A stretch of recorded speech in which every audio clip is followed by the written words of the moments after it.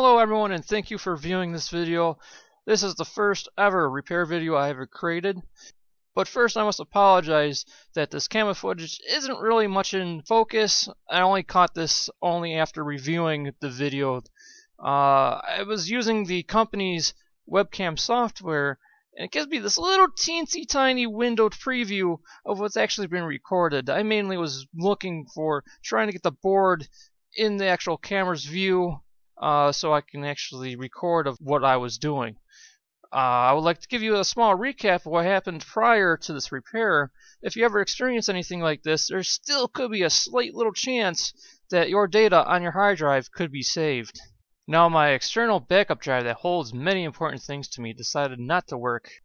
I plugged in the external USB wire and waited for the computer, but just would not recognize the drive. I had a mini panic attack and quickly looked for the external drive lights, where normally the LED light that shows everything's working fine was now flashing. I had a very bad feeling knowing now that I may have lost my external drive, and I literally tore off the plastic casing so I could access the physical drive.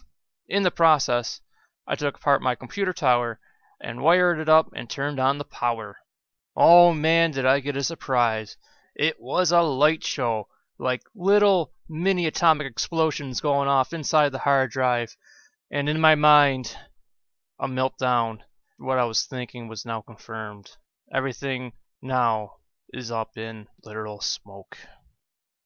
After a few minutes of rage, I took apart the drive to find out that the capacitors on the 12-volt rail was now charcoal. I scoured the internet in hopes that there was some way to get my important documents off this now lost cause of a hard drive.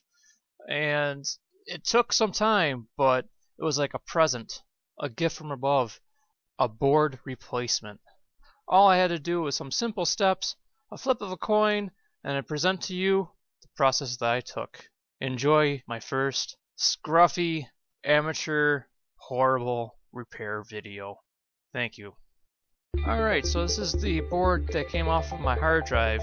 Now, when I was looking online, they said I need to take off the BIOS chip on both boards so I can put the old one onto the new one, and that's this right here.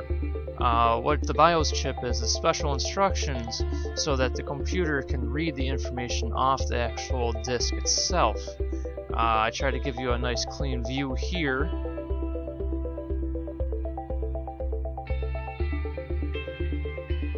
And I'm going to show you the area that actually burnt out on me, and that was quite a light show when I had this plugged in.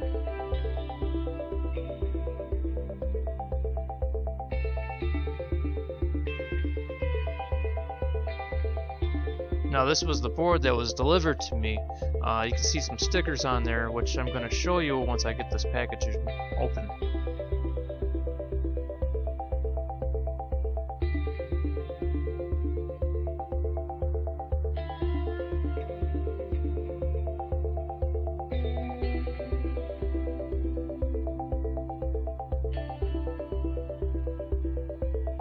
Now, dealing with discrete components like this, ESD is concerned. I do have a clip on, kind of a roundabout way. I do have it attached to my glove, but this is also attached to the mat which the board is on. This is important so there is no electric shock when I am working on this board. Now, with this new board, they kindly labeled where the BIOS chip is in case you forgot where it was. Now, this new chip gets removed, and on the old board, I take that BIOS chip off and put it on this one. The BIOS chip is special. It stands for Basic Input and Output. This also has a type of firmware or a code on it, so when your computer communicates to the drive, it knows where your data is. And the other thing that is necessary is having the correct matching boards. There is a printed model number on each of these, and it must match. Otherwise, it won't fit when you try to put the board back onto the drive. I am going to do some pre-cleaning by taking a Q-tip with some rubbing alcohol and putting it on that BIOS chip so I can get any nasties, some caked on dust off of that so I can properly prep it with some flux. Now what the flux does is help the solder flow to the actual solder joints, and it kind of keeps things organized. It keeps the solder from bridging together.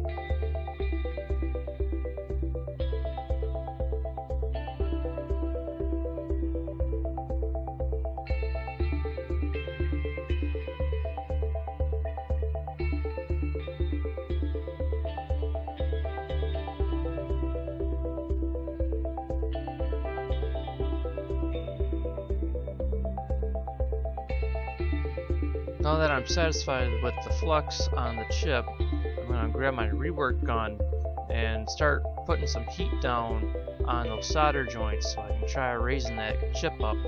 Now, mistake number one for me on this was I'm applying heat onto the chip itself and the solder joints, but it being old solder, the heat transfer isn't great enough, so I was not able to get the chip off. I tried tugging on that chip just a little bit just to see if I can get that raised up at all, and the heat transfer wasn't there. So I had to stop and get my soldering gun out so I can actually get some solder on those contacts so I can get that chip lifted off.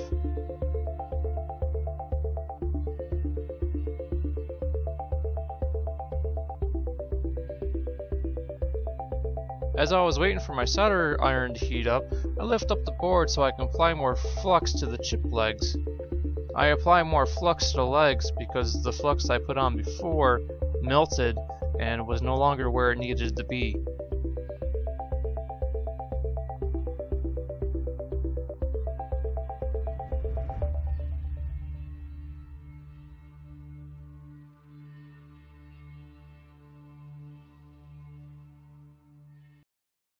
Now that my soldering iron is up to temp, I put a bead of solder on the tip and slowly rake them against the chip legs. I make sure that each leg has some fresh solder so when I apply heat from the heat gun, the solder liquefies and the chip becomes free.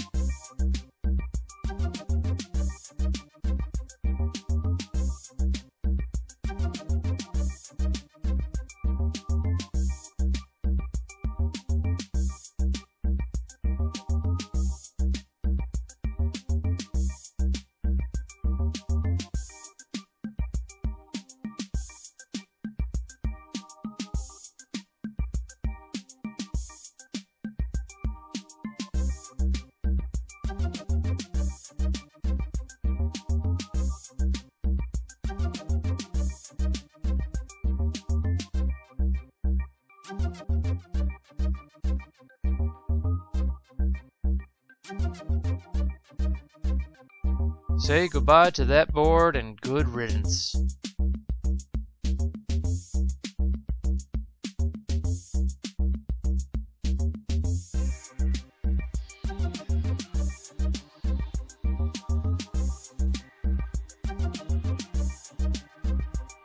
Now that I got the chip off of the bad board, the next step is doing the same thing with the new one.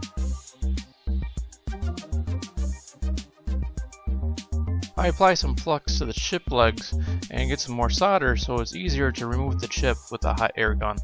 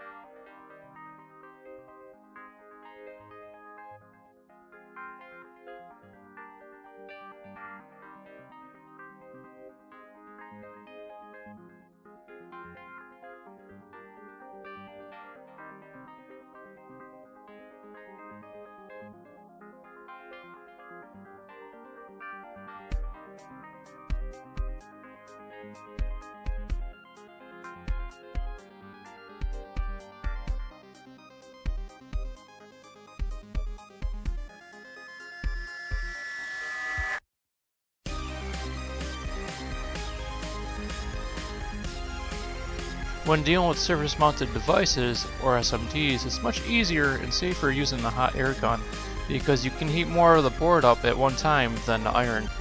If you use the iron, there's a chance that you can damage the pads or the chip legs as you're trying to get the chip off of the board.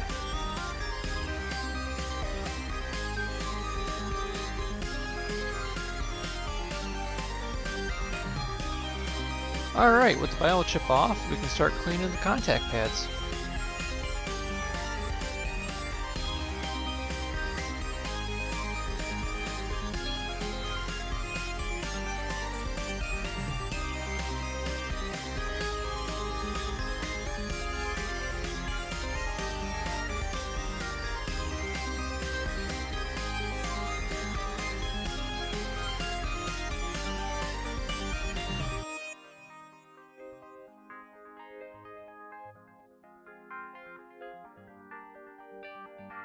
I take some rubbing alcohol to get the used flux off of the board. This step could be skipped because I do put more flux down later on, but I just like having a clean surface to work with.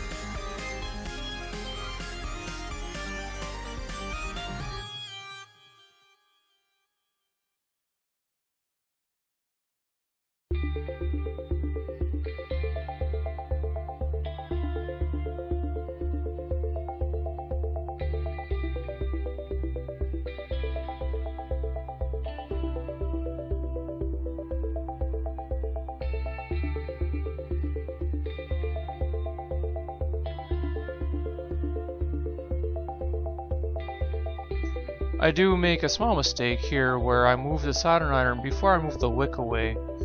You need to be careful with this when this happens, because if you happen to move the wick, you could damage the contact pad. But I fixed this by putting the iron back on it, and I was able to free it.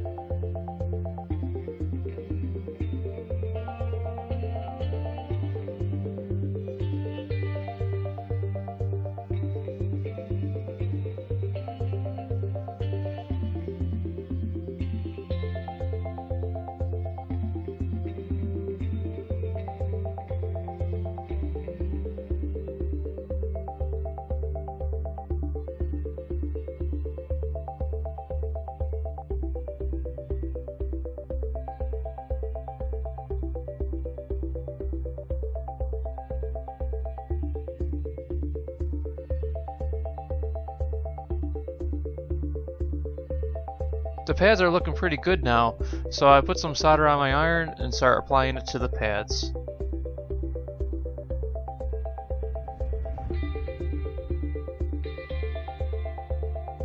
Well, there was another mistake. If you see the solder bridging across the pads, this can cause a short. So this is an easy fix. I ended up putting some flux down and hitting it again with the iron, and this cleaned it right up.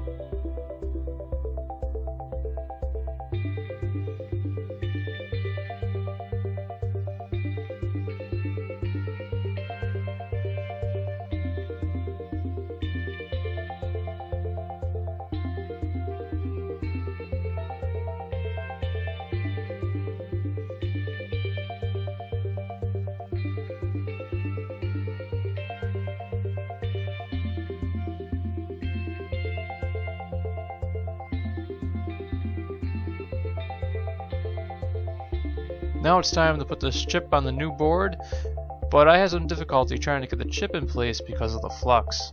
I take some extra time to clean the chip and the tweezers. Now we're back in business.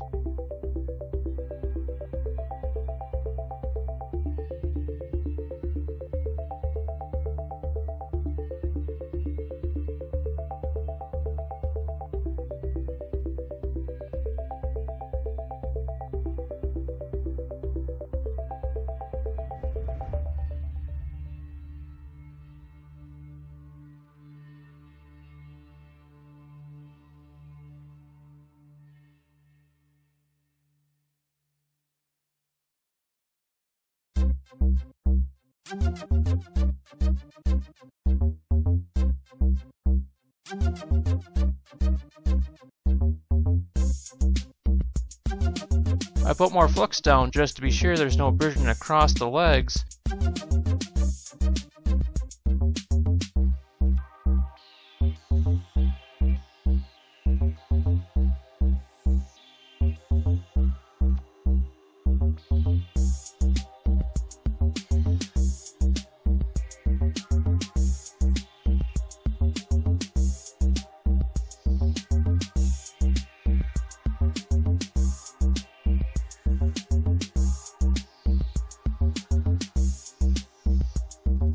I wasn't too happy with the last one that had a bigger ball of solder on it, so I whipped some of it away.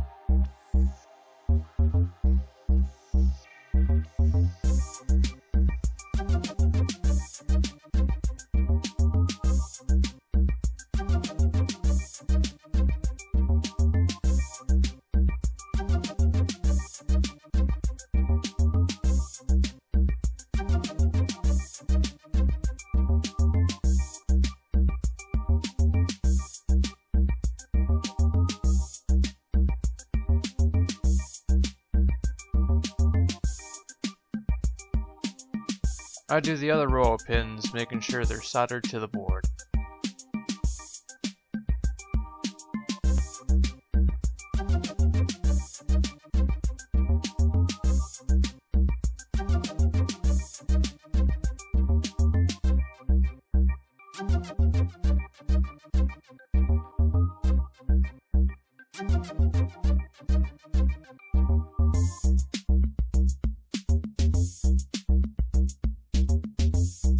And I examine the pins to make sure there's no bridging or shorts.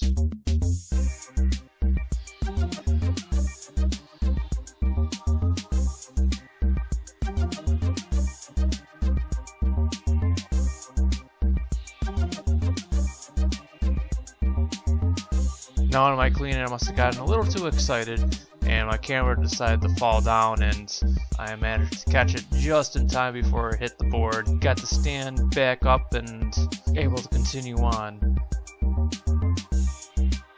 Now I'm going to clean up any leftover flux, and the repair is complete.